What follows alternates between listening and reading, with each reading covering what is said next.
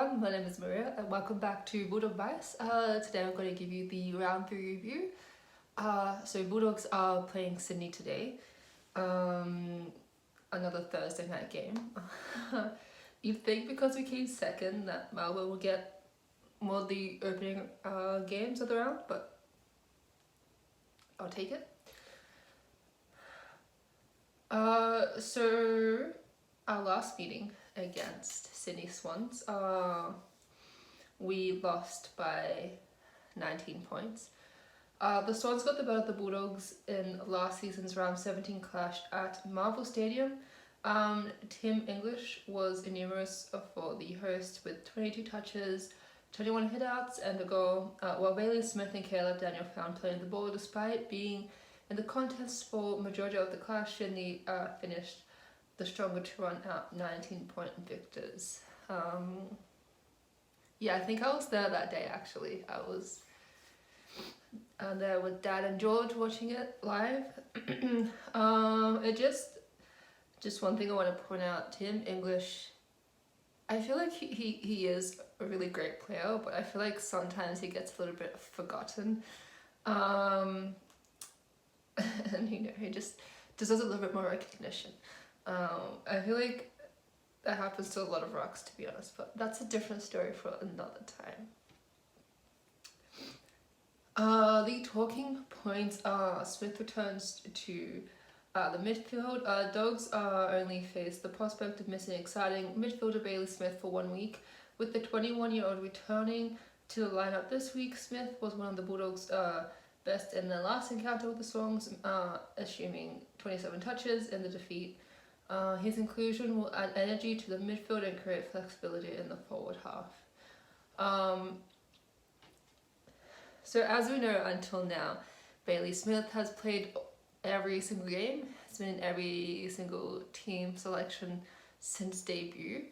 And in my eyes, he's been lucky in the sense of he hasn't had an injury. You know, you obviously earn your spot in the team, especially with Bevo, you have to earn your spot in the team. But for someone to not have injuries for that long, pretty impressive. Not that you can control it, but like only missing 1 week due to injury out of your whole career so far, you're doing good. I would have had 50 so far. My body's always breaking down. So Keith versus Buddy. It doesn't get much tougher than playing on Buddy Franklin for a key defender, but it is an opportunity as Keith will embrace. I feel like you just have to there. The defender kept Buddy to just 10 touches on a goal in the last duel, and we need another strong performance at Marvel Stadium.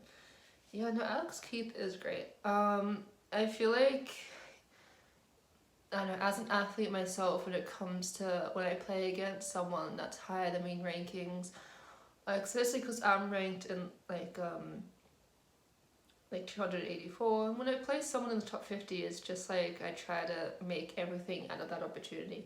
And I feel like it's the same when you play against anyone massive. You kind of want to play your best, do your best. You can't really one of the big things is you can't think about too much of what your opponent's gonna do. You just have to think about what you can do to make your opponent's life hard. And I think that's something that Alex Keith will definitely do. And last talking point is forwards ready to fire. Aaron Norton has started the season on fire, but we need support against the interceptor marking machines of the Swans. Jamar Ugelhagen did some nice things in his return fixture, while Marcus Bonampelli spent time forward in an effort to create another target. And Dad and I mentioned this in the last video. Like he got that mark as it was falling down, and I'm just so quiet. So like our only inside mark. Why can't we be standing for the mark? Mitch Hannon took a mark and goal of the contender, which is something we do have to talk about. While small forward Cody Waitman and Lathan Vladimir showed intent to defend.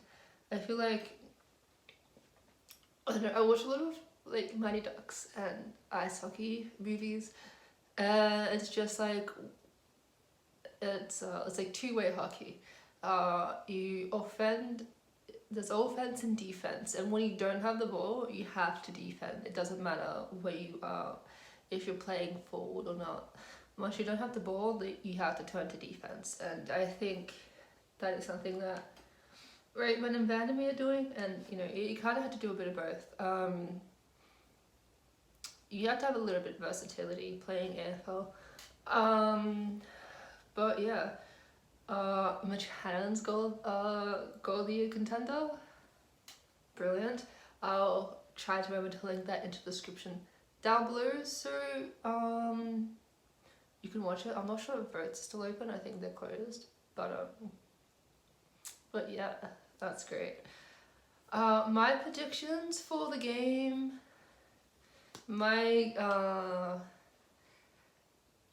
I don't know. I think it'll definitely be close. I can't tell you if we're going to win or lose. My gut feeling says it's going to be a close one. I just feel like if we can be more consistent, yeah, for sure we can win. But if we played like the last 2 weeks, it's definitely going to be a struggle. Like in the words of Aberley Miller, you're only supposed to last performance.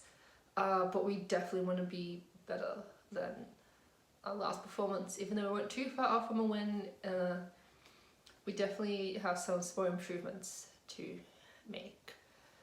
And yeah, that's it for this week's video. If you like it, please give it a thumbs up. Comment down below some of your thoughts, some of your predictions for the Bulldogs Swans game. And yeah, please hit subscribe and hit the bell notification so you know when we upload next. And yeah, that's it. Bye.